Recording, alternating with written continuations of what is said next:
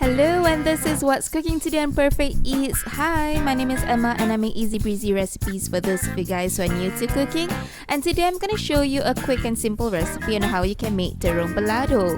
Now, terung is an eggplant and balado is an Indonesian style sambal. So I'm going to show you a really quick and simple recipe on how to make that today. So let's gather up the ingredients. You're gonna need about 5 fresh red chillies, a tomato, 4 cloves of garlic, and 5 shallots. So I've used 2 eggplants for this recipe and I've cut them in a rangiri style, which is like a Japanese style where you cut the vegetables in an angle to create this uniform odd shape, and I personally just like it that way. You can do it any way you like, just don't slice your eggplants too thin. Now, normally a balado is made by using a pestle and mortar, which is like a batu lesong. But today, because I am making this simplified for you guys, I'm gonna blend everything up together. Now, we don't want to have a smooth blend, we want it like roughly chopped. So this is kind of texture that we're looking out for.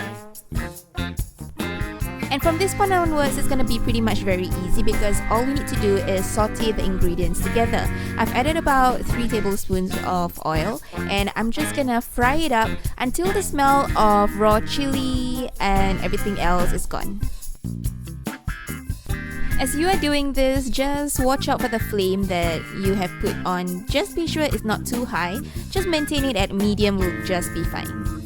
Also, at this point onwards, everything that you're going to add in, like salt and sugar for seasoning, is going to be according to your taste. So just add in accordingly and just taste it from time to time until it reaches your preference and your liking.